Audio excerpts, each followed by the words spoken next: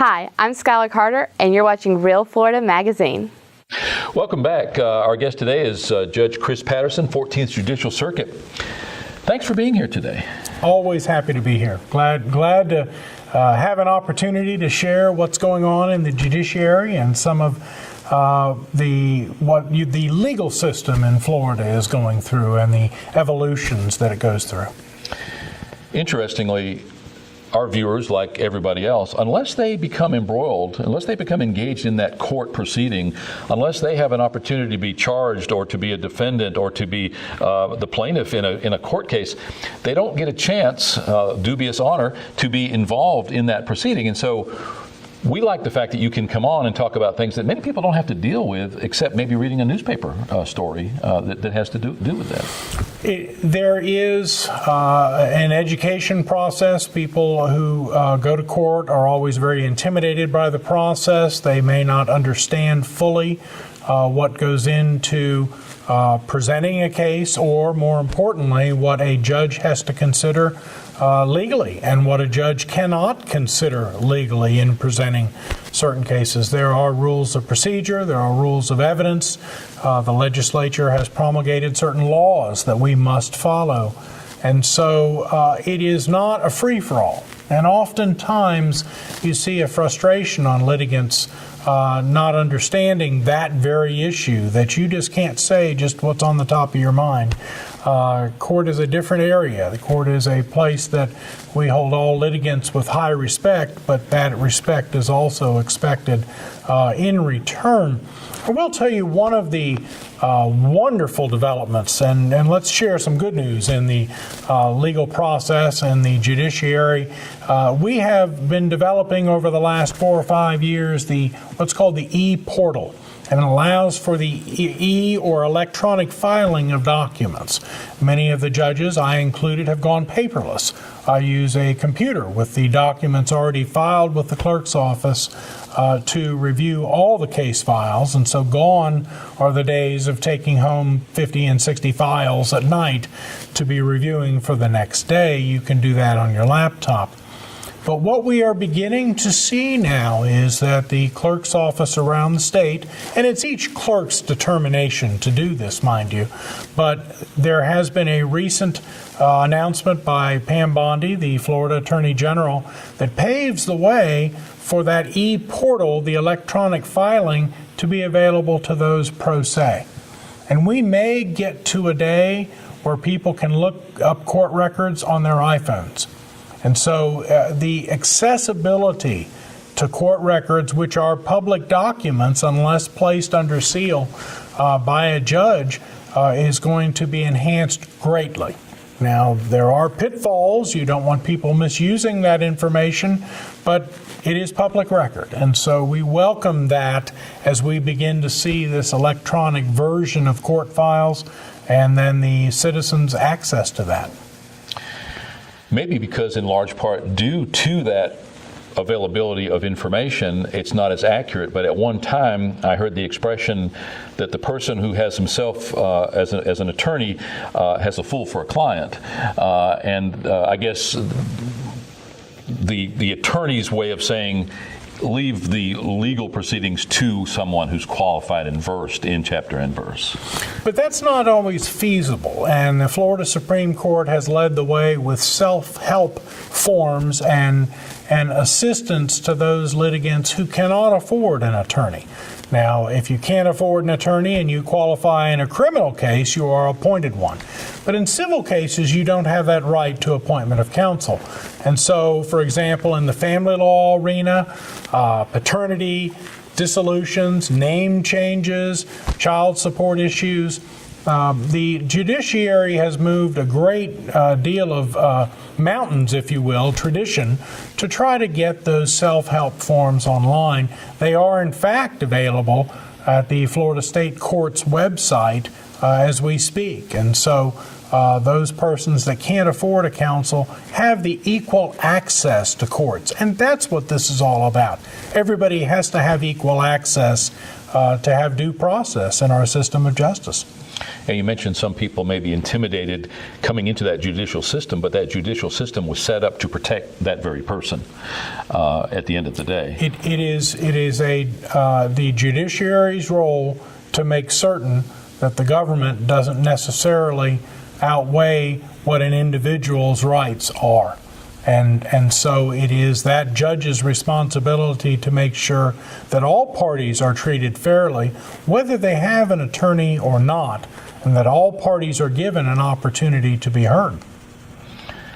So often we are discarding our Bill of Rights, our Constitution, and it's nice to hear you vocalize just that it's of prime import to protect the rights of that citizen. Well, I think all judges have that charter. It is our job, it is our mission to make certain that the rights are preserved of all those litigants, individuals, or corporations in some cases, that come before the court. So that's what we're supposed to do.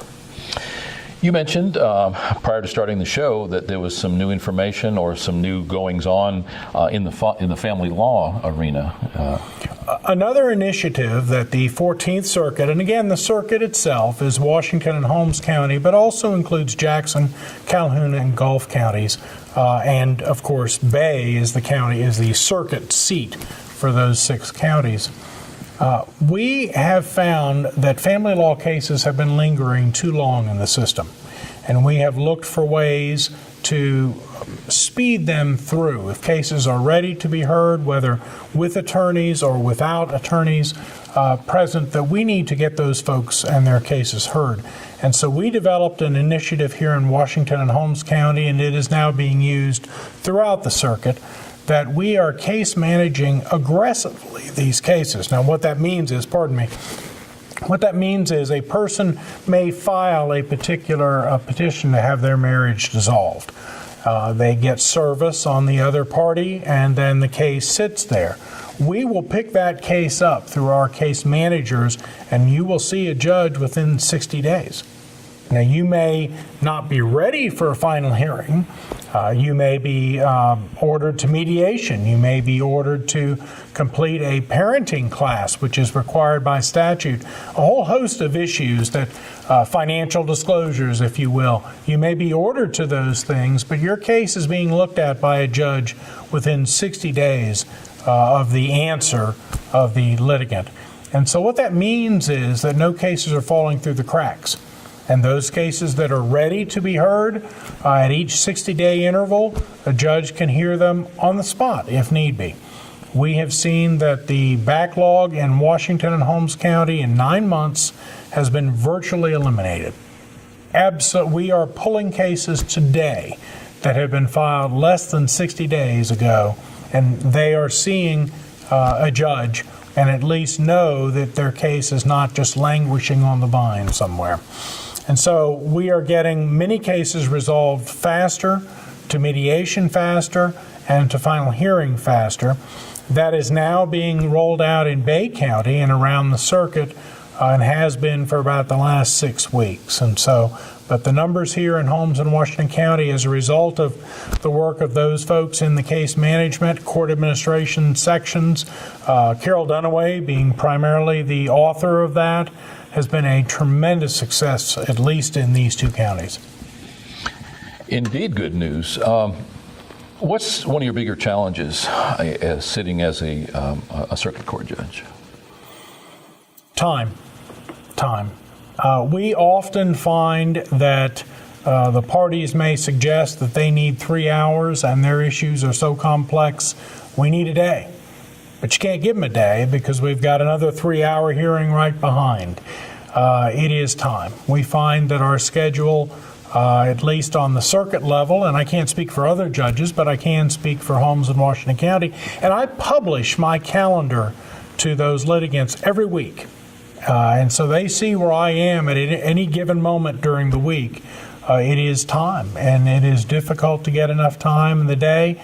As a judge, if I go late, for example, I've had cases go 7, 8 o'clock at night. Well, of course, then I am now stressing the sheriff's budget for bailiffs. I am stressing the attorneys or the litigants' efforts as well. So you've got to be mindful of time, and that is one of the biggest challenges. It's hard, even if you wanted to hide your love of what you do. You're not always dealing with the most pleasant of circumstances, but we've known you for a while, and we can see that you enjoy what you do and truly feel that you are doing something worthwhile. What is one of the best parts of sitting in that seat? Adoptions, without a doubt. And I tell the participants when they come with the children that adoptions are the best thing a judge does. And while we do other wonderful things and we have our moments, but consistently, an adoption of a child by parents who wish to have that child in their life, that is the most gratifying thing I can do. Thank you for taking the time today. So glad to be here with you. Thanks for having me. Hopefully you'll come back again soon. As I alluded, with the Supreme Court in Florida deciding some of the death penalty issues, perhaps you could come back and update us on that at some point. And as usual, just kind of keep us up to speed on what's going on in the judicial system. Glad to do it. Thanks so much. Thank you again. Our guest today has been Judge Chris Patterson, 14th Judicial Circuit, working predominantly in Holmes and Washington County. If you're a regular viewer of the show, you've certainly seen Chris, extremely knowledgeable, just a true pleasure to have on the show. Hopefully you come away with a better appreciation and understanding of what the judicial system is all about as an outcome of Chris coming on. This is just a sample of what we do right here, and I love my job. I learn something every show, and hopefully you do too. We'll be right back.